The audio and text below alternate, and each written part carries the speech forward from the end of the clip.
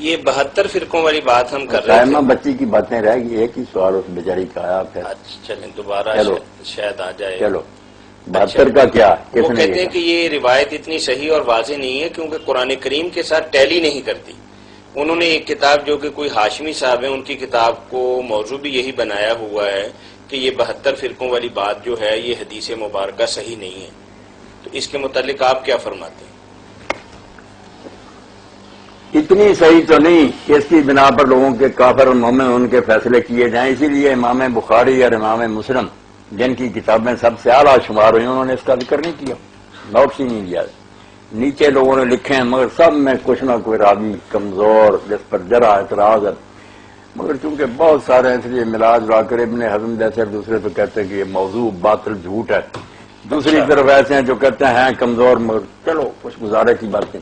مگر ان میں سے بھی چوٹی کے جو ہے نا امام ذہبی اور ابن تیمیہ وہ صاحب یہ بھی کہہ اس حدیث سے جو یہ نتیجہ نکالے کہ 72 کافر ہیں وہ صحابہ اور تابعین کے اجماع کا منکر ہے. بے دین ہے خود وہ آدمی، کیونکہ ان کو کافر نہیں کہا گیا، حضور کی امت کہا گیا، آپ کی امت کے گروہ ہیں اور صحابہ کے دور میں پیدا ہوئے ہیں، ان کے جنازے پڑھے گئے ہیں، ان کے ساتھ رشتے ناطے کیے ہیں، سب گروہ تھے، نمازیں ساتھ پڑھی گئی ان کے، کوئی نہیں کافر والا سروگی. یہ صحابی اور ابن تیمیہ نے اسی پر رسالہ لکھا، ثابت کیا ہے کچھ، مگر مانتے کہ کافر نہیں.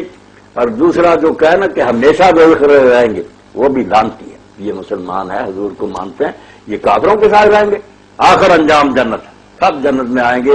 اور جائیں گے ان میں سے 72 میں سے وہ جو مولوی ہیں، بڑے بڑے پیر ہیں، جان بوجھ کر غلط مسئلے جنہوں نے بنائے، جو پیچھے پبلک لگی ہے وہ نہیں جائے گی. یہ امام مقبولی صالح جو ہے کتاب علامہ شامل وہ بیچارے پر پڑھ وہ کہتے ہیں یہ ٹھیک ہی، یہ گمراہ لیڈر جائیں گے دوزخ میں. پھر بھی یہ ہمیشہ نہیں رہے گی. ابن عبد البر کہتے ہیں تم مشرکوں اور کفار والا حشر ان کا بیان کرتے ہو، یہ مسلمان نہیں جو نبی پاک کو مانا تھا، قرآن کو دین کو ضائع چلا جائے گی. یہ بات نہیں. اول یہ صحیح نہیں، روایت صحیح ہے تو کافر نہیں، یہ لوگ ہمیشہ نہیں دوزخ میں رہیں. یہ 2-3 پوائنٹ یاد رکھیں، کوئی بات نہیں. مسلمان ہیں، ملیں جڑیں، نمازیں پڑھیں، سب ٹھیک. یہ بات جو آپ کہتے ہیں باقی جو 73واں ہے اس میں سے بھی جائیں گے، مگر ان کے عقیدے درست ہیں، وہ عمل کی غلطی سے جائیں گے. یہ عقیدوں کی خرابی سے جائیں گے. ہو سکتا ہے عمل ان کے اچھے ہوں دوسروں سے، عقیدے کچھ غلط ہیں مگر نجات پائیں. نہیں مولانا ہمارے ہاں تو اسلام اور کفر کی بات جو ہے وہ جزیات پہ طے کرتے ہیں، کل پہ تو کرتے ہی نہیں. جھوٹے قرطبی کے الجامع دیکھیں، امام ابن عبد البر کی دیکھیں، یہ مسلمان ہیں سارے، کلمہ کو ہمارے بھائی. میری بات اگر نہیں مانتے تو نہ مانے، مگر ماننی پڑے گی. مسلمان اگر بچانے ہیں انہوں نے تو مانے کہ سب مسئلے اپنی مسئلے ہیں، سارے امام اپنے مسئلے ہیں. چلو باقی یہ جو مسئلے سنبھالے بیٹھے ہیں، ممبروں کے ہیں مالک بنے بیٹھے، نہیں اللہ سے ڈرنا چاہیے کہ ممبر پر حضور کی جگہ پر بیٹھ کر آپ کے کلمہ کو امتیوں کو تم کافر کہتے ہو. کوئی مسئلے کا اختلاف ہے تو کہو یہ بات ان کی غلط ہے، درست نہیں ہے، اس میں وہ غلطی پر ہے، یہ کہو. کفر کیا؟ کفر جس چیز کا، کفر کس کو کہتے ہیں؟ انکار. کسی نے کہا میں نے نبی پاک کو نہیں ماننا، جو یہ نامراد کہے گا جیسے دوسری قومیں وہ کافر ہیں. جو آپ کا کلمہ پڑھتے ہیں، آپ کے نام پر قربان ہے، سر کٹا رہے ہیں، یہ کیوں کافر ہے؟ مسئلہ سمجھنے میں غلطی ہوگی تو وہ غلطی ہے کہ ایسے آیت کا یہ ترجمہ نہیں ہے. میں اللہ سے پناہ مانگتا اور کہتا ہوں امام ابو الحسن اشعری پر اللہ رحمت کرے، جو ساری عمر پہلے یہی چکر کہ فلاں فرقہ یہ ہے، فلاں بڑی پیسے کی مکارات، مگر آخر کیا السنن الکبریٰ میں کہتے ہیں یار میں توبہ کر کے مر رہا ہوں کہ ان قبلہ کی طرف نماز پڑھنے والوں سے ایک بھی کافر نہیں ہے. انہوں نے حوالے دیے کہ ابن عباس کا یہ مسئلہ غلط ہے، مگر ساری امت ان کو برا کہہ سکتا ہے. فلاں کا یہ مسئلہ غلط ہے، وہ 2-3 صفحے نا فوٹو اسٹیٹ میں بچوں کو کروا کر ترجمہ کرے، تقسیم کرائیں، توبہ کر کے مرائیں کہ میں تکفیر سے توبہ کرتا ہوں.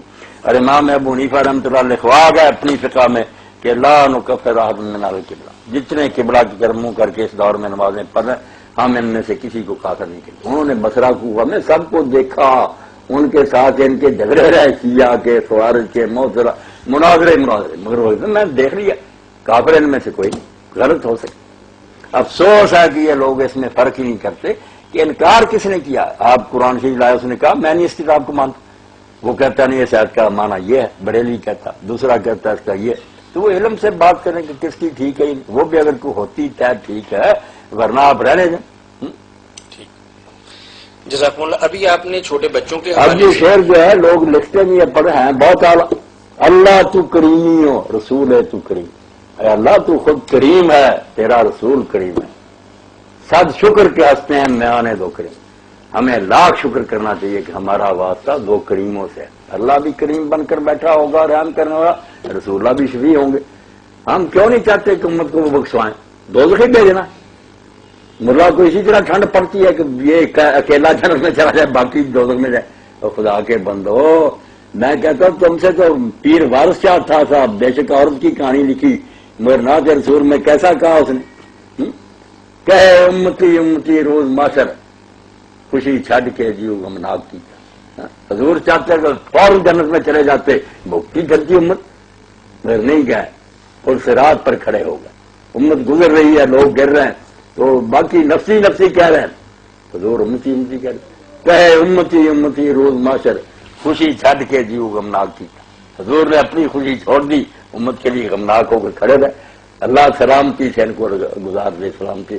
ایسے نبی کی امت ہو کر تم ایک دوسرے کے گریبان پھاڑتے، مسجدوں پر بم برساتے ہو، کافر کہتے ہو. شرم کرو.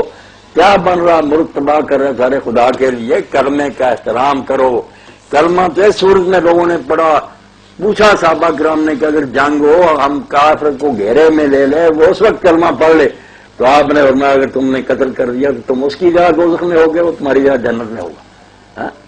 بے شک جان بچانے کے لیے کہہ دے، تمہیں کیا سینہ چیرنے کے، وہ اللہ سے معاملہ ہے. ایک دو واقعات میں اللہ کے نبی ناراض بھی ناراض ہوئے، اسامہ رضی نے قتل کر دیا. حضرت خالد ابن ولید کا بھی شاید ہاں، حضرت خالد بن ولید سے تو بہت بڑی غلطی ہے، مگر اسامہ نے تو اسی طرح قتل کیا نا کہ اس نے بہت مسلمان مارے تھے، گھیرے میں آ گیا، مارنے لگا، کلمہ پڑھ لیا، انہوں نے قتل کر دیا. حضور اتنا ناراض ہوئے کہ اسامہ کہتے ہیں میں نے اس وقت یہی چاہا کہ کاش میں آج نئے سرے سے مسلمان ہوتا کافر سے تو میرا یہ گناہ معاف ہے. اتنی ناراض. حضور نے کہا تو اس کلمے کا جواب کیا دے گا؟ وہ کہتے رہے جان بچانے کے لیے آپ نے بولا تجھے سینہ چیرنے کا حکم تھا. اور اس وجہ سے اتنے ڈر گئے کہ بعد میں ایک جائز کام بھی نہیں کیا کہ حضرت علی رضی اللہ عنہ خلیفہ تھے، یہ اہل بیت میں سے ہی گفت شمار ہوتے تھے. اسامہ محبت تھی، مگر جب جنگیں آپس میں شروع ہوئی حضرت امیر المومنین نے پیغام بھیجا کہ اسامہ میرا ساتھ دو. انہوں نے یہی واقعہ لے کے کہا کہ امیر المومنین اگر آپ کہیں نا شیر نے منہ کھولا ہوا اس کے منہ میں چلے جاؤ تو میں اس کی داڑھوں کے نیچے چلا جاؤں گا، مگر کلمہ گوں کی جنگوں میں خدا کے لیے مجھے نہ لاؤ. جو مر گیا تھا نا وہ آدمی میرے، میں اسی کو رو رہا ہوں کہ وہ گناہ میرا معاف ہو جائے. اب یہ نامراد کیسے ہیں کہ کلمہ ہو رہا ہے، اذانیں اس مسجد سے ہو رہی ہیں، مار رہے ہیں اور خوش ہوتے ہیں کہ ہم جنت کو جا رہے ہیں. اور توبہ کرو توبہ کرو، اللہ سے ڈر جاؤ. اور اس بات پر ہی میاں طاہر صاحب اگر یہ سارے شرم کریں کہ کافر حرم میں داخل نہیں ہو سکتا، قرآن کا بیان ہے، اور جن کو کافر قرار دے دیا وہ جھوٹ سے چلے جائیں، ورنہ فارم میں لکھوایا جاتا ہے کہ تم نام بھی تو نہیں ہو. باقی کیوں جا رہے ہیں؟ شیعہ جا رہے ہیں، بریلوی جا رہے ہیں، کیوں نہیں روکتے تم؟ پھر اگر نہیں روکتے تم سارے بے دین ہو، قرآن کے خلاف کسی نے روکا؟ مسئلے کرو کہ یہ باتیں نہیں ٹھیک. میں بھی کہتا ہوں کہ قرآن کی یہ بات نہیں ٹھیک، مگر یہ کفر ہے. سمجھ کی بات کہ اس کو وہ سمجھ میں آئی، میری سمجھ میں کچھ آیا، فہم کا اختلاف ہے. صد شکر کے ہنستے ہیں میں آنے دو کریم. لاکھ شکر ہے کہ ہمارا واسطہ دو کریموں سے ہے. اللہ بھی کریم ہے اور اس کا رسول بھی کریم. کوئی فتویٰ نہ لگا دے کہ مولانا آپ دونوں کو ایک بنا رہے ہیں. میں جو اب بچے سنتے ہیں کہہ دیتے ہیں آپ ہر چیز سے فائدہ اٹھا رہے. میں نے کہا یار جو رانجھے نے کہا تھا یارو آخ دے ہیں بار ناس جوگی ول جان رہا ہے پار لنگاؤنے کا، وہ جوگی تو پتہ نہیں کون سا، ہمارا تو ہے نا مدینہ منورہ. ہم تو جانتے کہ ہمارے آقا وہاں ہیں، وہ پار لنگاؤنا جانتے ہیں. ہم ان کے دامن سے چمٹے رہے وہ پل صراط سے پار کرا دیں گے کہ اللہ مجھے ماننے گا. یارو آخ دے ہیں بار ناس جوگی ول جان. جی السلام علیکم ورحمۃ اللہ. وعلیکم سر. جی وعلیکم السلام. سر پہلے تو آپ لوگوں کو میں مبارک دینا چاہتا ہوں اتنا اچھا پروگرام پیش کرنے کے لیے. جزاکم اللہ خیر. تو اللہ آپ کو جزا دے گا انشاءاللہ. انشاءاللہ بڑی رہنمائی ہوتی ہے ہماری.